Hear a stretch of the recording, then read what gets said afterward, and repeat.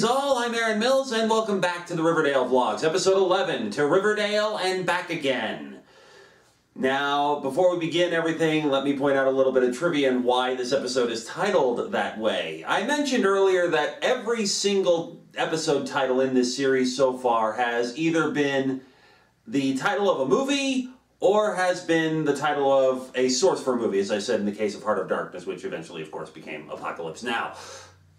To Riverdale and Back Again may seem like it doesn't count, but it does, because To Riverdale and Back Again was the original title of the Archie TV movie that aired on NBC in 1990. And, yeah, it's a comedy. It's not bad, but wow, dude, they get some things way the hell wrong, like Jughead, for example. When the thing eventually, almost 6 years later, got a home video release, they changed the title to Return to Riverdale, but I was like, To Riverdale and Back Again a little bit better. So again, another lovely little deep cut for real die-hard Archie fans there. Yeah, a lot going on in this thing. Not a lot of full plot lines, but plot threads that get all tied together and jumbled up and everything. So, let's start at the beginning. It's homecoming at Riverdale High, and apparently at the same time, homecoming also is when they decided to hold a simultaneous high school reunion. So that's kind of weird, but economical, I guess. And Betty has volunteered to do both. But with everything else that's been happening, yeah, she tries to, get some help from Ethel and ask her to cover for it, but Mr. Weatherby shuts her down on that front, so Betty's got to do that on top of all the other stress. And what is that other stress? Well, now that Alice is the advisor on the blue and gold, she has roped in, she's trying to rope in Betty and Veronica to help find out who killed Jason Blossom. And her primary suspect is Jughead's dad, FP. Pretty much, she wants just these subtle questions, and later we find out just how subtle these questions actually are, to probe and see if FP was hired by Hiram Lodge to kill Jason Blossom.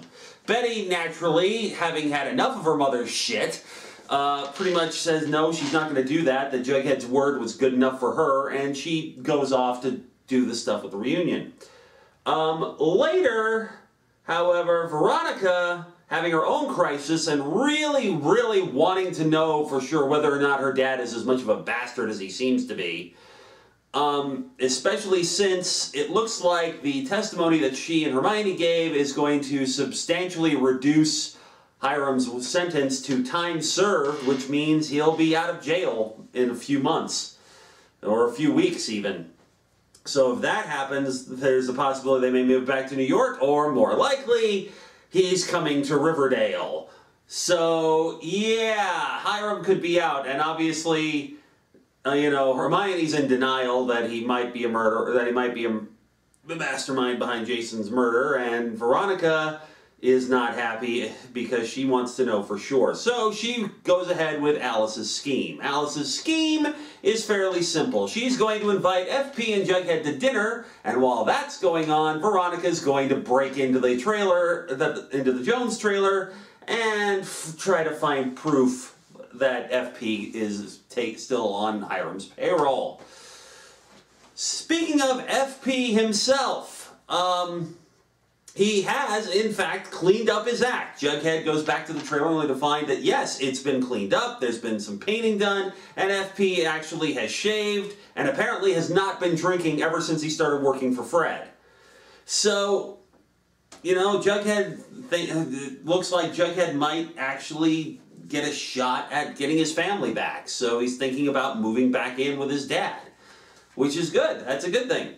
Now, when Jughead visits his dad reveals that he's been reading what Jughead has so far of his book that he's been writing about the Blossom case. And he really likes it, and he likes the talent that he has, but he tries to subtly dissuade Jughead from continuing at least with this particular story, and he asks Jughead if he has any theories, and here's where I get one of the big red flags. I mentioned this last time, that it seems like this thing is not playing by the rules of an actual mystery. It's, you know, going to dump everything on us in the last couple of episodes.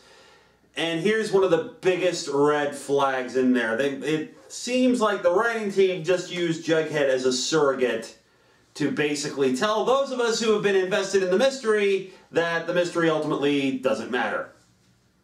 Yeah. Because Jughead has this line where he says, well, I don't think it's about who done it. I think it's more about whether Riverdale is a town of good or a town of darkness and evil. And it's like, really? That's where you're going to do this? Is this your attempt to hand wave away the fact that you pretty much have realized that you've given the audience nothing to go on through 10 episodes so far as to who actually killed Jason? And there's still plenty of other stuff you've left hanging. There's still the case of the ligature marks. There's still the case of him being frozen. It's like, what the hell? Seriously. I don't know. It's a little annoying and a little obnoxious, and I really, really don't like it.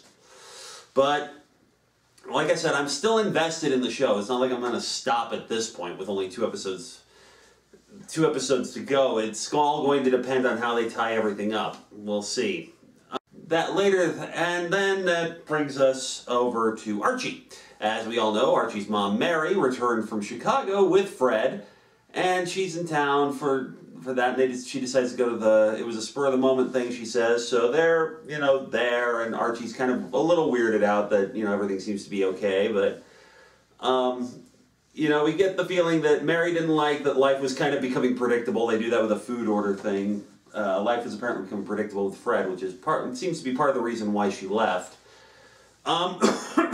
She also decided to, you know, Archie mentions that he's going to be performing at the homecoming dance.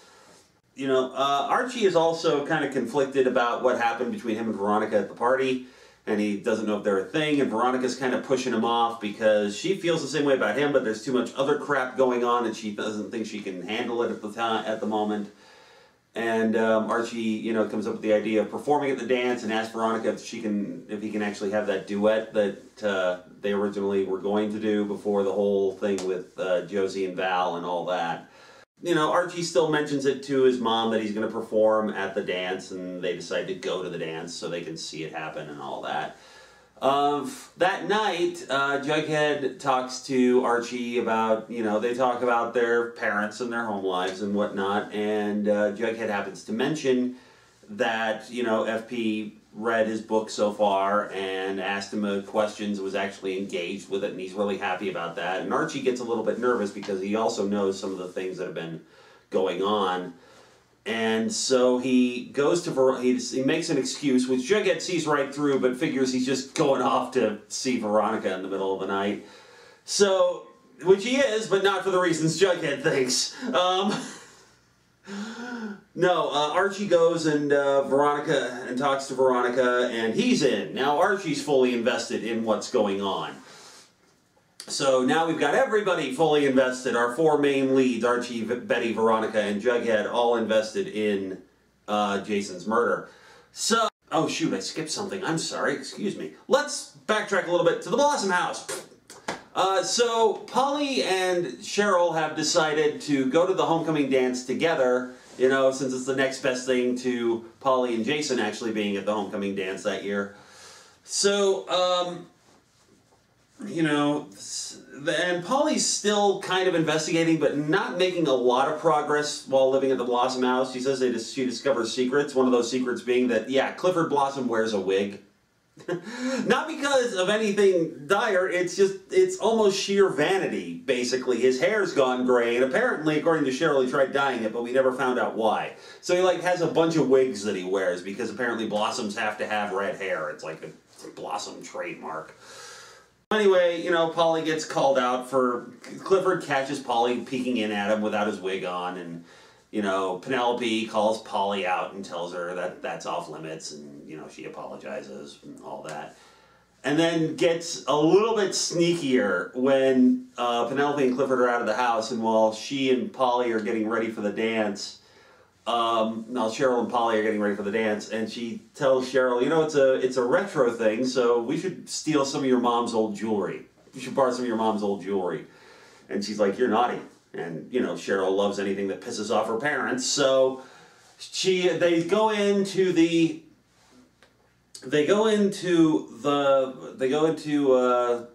Clifford and Penelope's bedroom and go through the jewelry and all that, and they talk about, you know, the wigs and all that. And apparently, according to family legend, Clifford saw the ghost of Grandpappy Blossom, and that turned his hair gray and all that.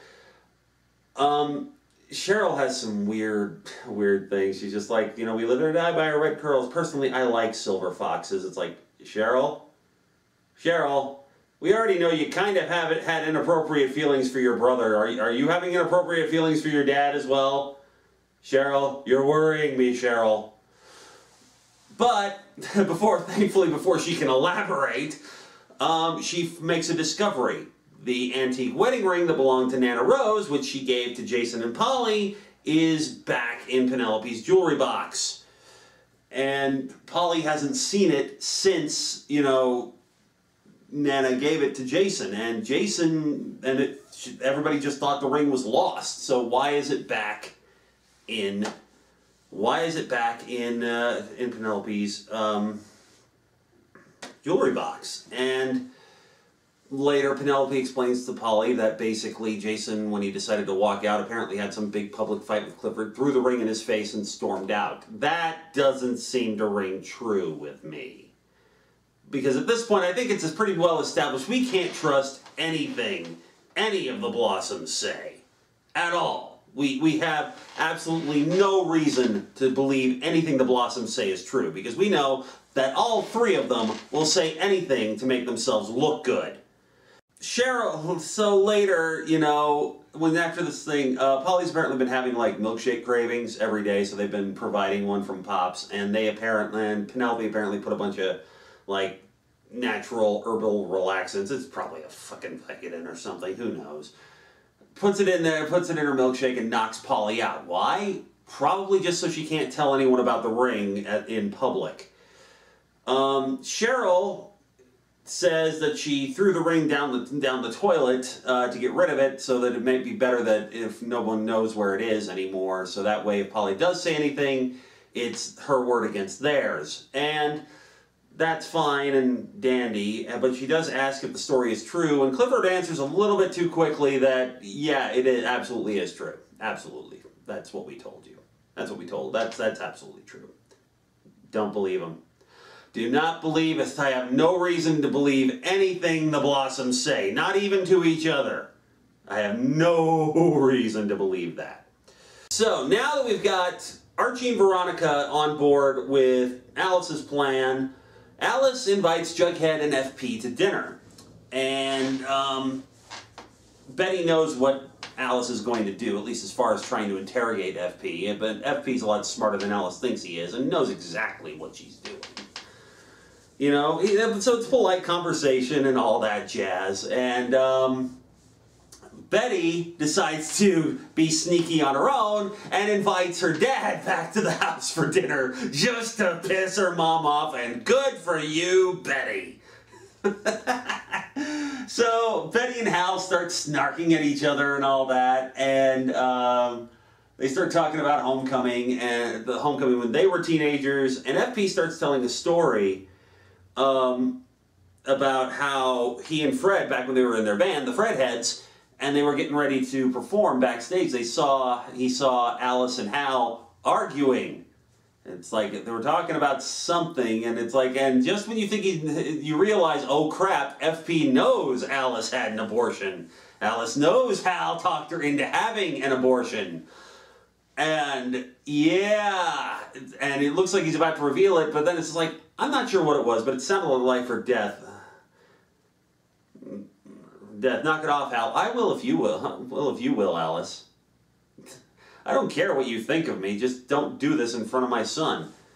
So, yeah, so everybody's dirty laundry is getting aired in this I love this scene. I really do. It's the most delightfully passive-aggressive scene between all three parents, and it's amazing. Okay, because it's nice to see Alice on the receiving end for once, getting double-teamed by Hal and FP. It's great. I love it. It's about time. and Betty. You can't tell me Betty's not enjoying this on some level. Jughead too, probably.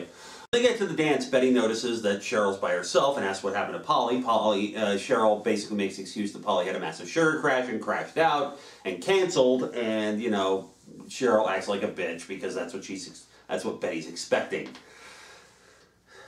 rather than telling what actually happened and then stalks off. Betty also notices that Archie and Veronica come in late and start talking to her mom. So yeah, she asks where they've been. Archie says they were at Pop's, and Betty doesn't buy that, but they managed to beg off long enough because they're going to perform on stage. And then, of course, as far as... Oh, I got to backtrack again. Damn it, I keep forgetting things. Like I said, there's a lot to unpack in this episode. So things... we back up a little bit, and... Mary goes to Fred's work site and is going to invite him to lunch, but he's out getting supplies, and she runs into Hermione, and you know, that's a lovely little awkward scene, but you know, surprisingly, Mary's cool with a lot of what's been happening. She basically, you know, Hermione just says, yeah, I guess, she says, yes, I've been reading the news, yeah, probably karmic pay. And Hermione says, yeah, probably karmic payback for being such a mean girl in high school.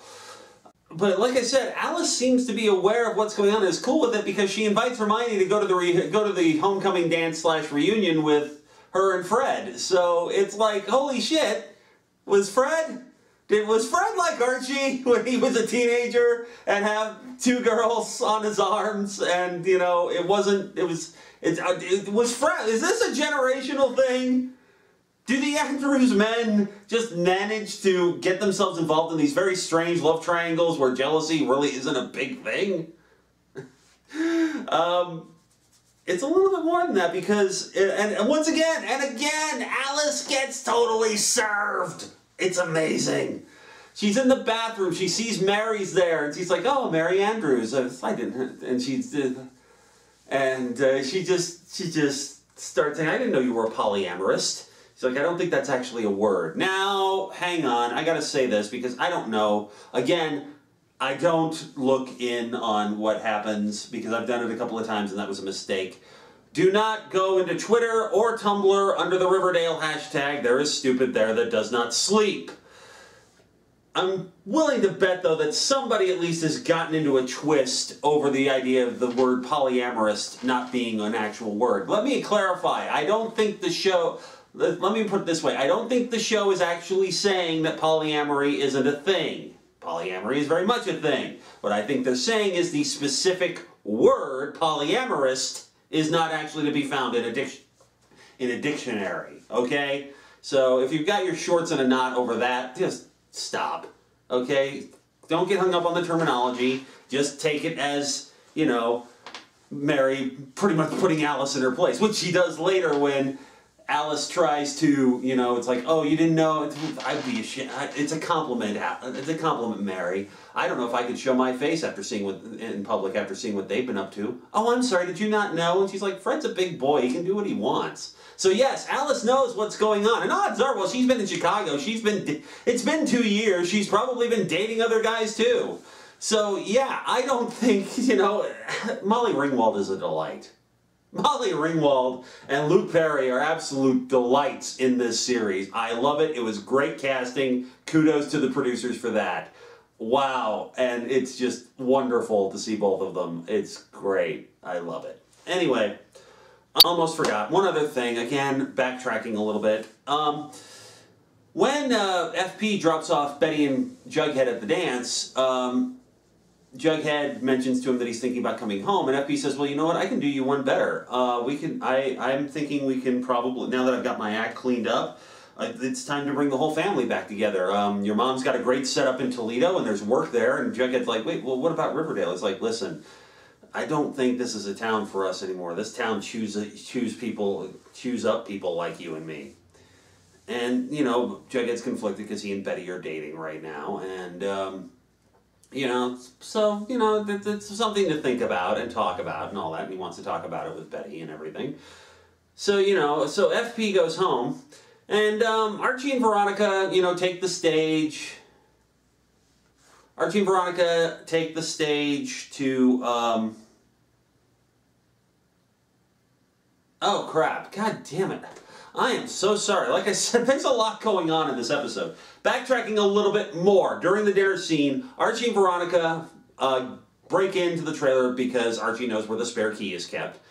And they search the place looking for any sort of evidence, but they don't find anything. And Veronica's insistent on searching this, that, and the other, and just, you know, but she can't because she's desperate to find any sort of proof that her dad's, you know, evil, but they can't find anything. There is nothing indicating that FP was hired by Hiram Lodge to kill Jason Blossom. Absolutely nothing. They didn't find a damn thing.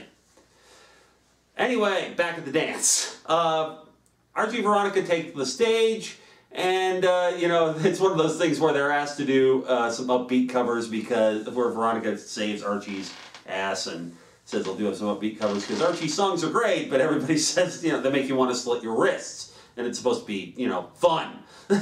So there's not a bad cover of Kids in America by KJ Apa and Camila Mendez. KJ Apa's singing voice, yeah, okay. You know, good for ballads, not so great for up-tempo stuff. Camila Mendez, though, has a great voice. If that's actually her singing, wow. Nice job on you. Nice job on you, Camila. Really good.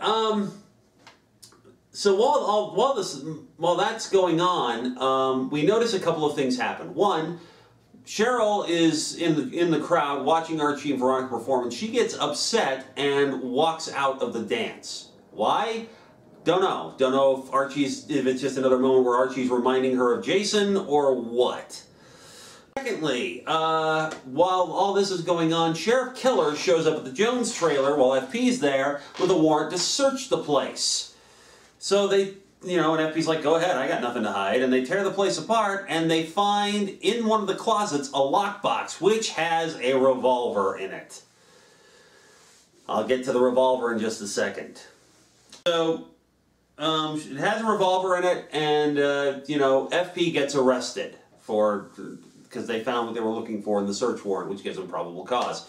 So, Archie, Betty, Veronica, and Jughead confront each other in the halls. Betty confronts Archie and Veronica, and they tell them why they were doing it, and yes, they were involved, and yes, her mom put them up to it, and, you know, but they didn't find anything, and they know for a fact that's what it is, and she was just like, and, you know, Betty's upset, but then Jughead shows up, and everybody comes clean to him, and Jughead's naturally angry and upset because Archie went behind his back, and Betty didn't seem to believe him, and, you know, she didn't know that, and while Betty admits that she didn't know that Archie and Veronica were going to break into the trailer, she did know that her mom was going to try to ambush question FP and didn't tell him because, you know, Jughead was so excited that that his family seemed to be coming back together again. And Jughead just goes off. He goes to the trailer, you know, has a bit of an emotional breakdown, and then looks like something comes to him and he leaves. We don't know where he went. That's the last we see of Jughead in this episode. We don't even get a closing narration from him, okay? We do not see Jughead at all after this point. We don't know where he went or what he's doing. In fact, Archie and Veronica and Betty all go out separately to look for him, and they all wind up at Pop's. Well, more accurately, God, I am so sorry. I'm so all over the place today. So, they have the conversation in the hallway, and that's when the parents show up, and Kevin shows up, and basically they say that FP's been arrested for Jason's murder, because they found a gun there. But at Pop's, when Betty shows up looking for him, she's like, I'm not talking to either of you. She's like, no, you need to hear, Archie and Veronica are like, no, you need to hear this. It's like, when we were searching, they found the gun, Kevin called, and basically they found the gun, and it is the gun that killed Jason. So it's been matched. It's the gun that killed Jason. But here's the thing. When Archie and Veronica searched the place, they looked in that same closet. That lockbox was not there. So sometime between the time they left and the time that Sheriff Keller showed up, somebody got into the Jones trailer and put that lockbox with that gun in the closet. So somebody is framing FP. And somebody tipped Sheriff Keller off, which is how he was able to get the search warrant. So he's being framed, and that's where the episode ends.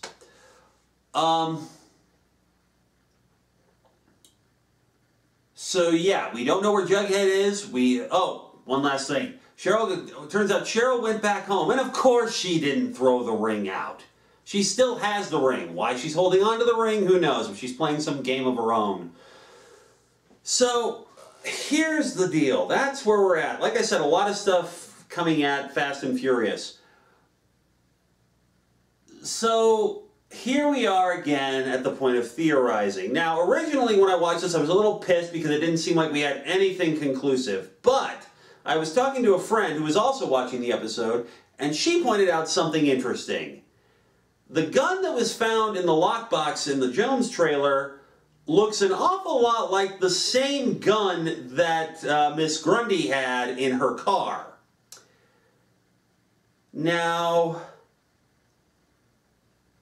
here's the thing. If that is the same gun, the last time we saw that gun, Miss Grundy's gun, assuming this is the same gun, the last time we saw that particular gun was in Alice's possession. Because she found it in Betty's drawer.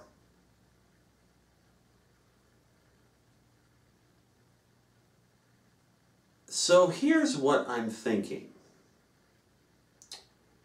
It is possible that Alice planted the gun and tipped off Sheriff Keller. And if we're going by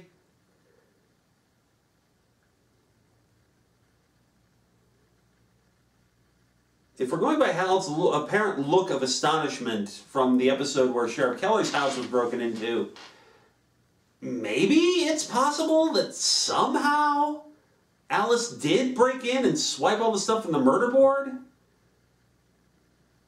Maybe she did it. I'd have to go back and look at the episode, which unfortunately isn't available on the CW app anymore. I'd have to go back and look at it, and I really wish I could, but I can't. Alice could have, before she went to find Betty, Betty could have broken into Sheriff Keller's house and stolen everything off the murder board and planted and took it in there doing her own investigation. Who knows? And then she framed FP. Do I think Alice killed Jason? At this point, no, I don't. I don't think she killed Jason. I think she's deliberately trying to I think she's doing it, framing FP, just so the Blossoms will hurt. And they are hurting. Penelope breaks down later. Cheryl sees her mom break down, and she wants him to pay for it. And Clifford's like, I give you my word. And it's like, okay. So, Alice is definitely framing FP, probably for some petty bullshit reason. It's Alice Cooper. Petty's a perfectly good motive for framing somebody for murder, especially after he let loose that he happened to know about the abortion. So, here's my current theory. Somebody was paid to kill Jason. However, it was not F.P. Jones. Right now, if we assume that the gun in the lockbox is the same gun from Miss Grundy's car, we already know Miss Grundy is not Miss Grundy. She's Jennifer Garrison, I think was her name. We know that Miss Grundy was not Miss Grundy. We know that she was a recent arrival to Riverdale. We know she has she had several other IDs in her car. We know she had a thing for younger kids. So what I'm thinking is, if that's the same gun, maybe somebody hired her to kill Jason. And if that's the case, maybe her thing with Archie was something she didn't intend, but unknowingly gave her an alibi for the 4th of July when they heard the gunshot. So, did Jennifer Garrison kill Jason Blossom? Possible. Possibly hired.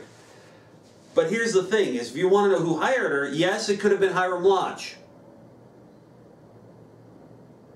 But it also could have been Clifford Blossom. It could have been Clifford, it could have been Hiram who hired her. The other possibility, and more, this is starting to think with just all that's going on, I'm starting to think that maybe there is a possibility that now I do possibly think that Cheryl killed Jason too. She's acting a little bit weird and a little bit crazy, and just she switches from being nice to Polly to being terrible to Polly, you know, basically for the baby's sake. So when those babies are born, I don't give much of a chance for Polly to be around the Blossom house for much longer after that. So yeah, a lot of strange things. So right now,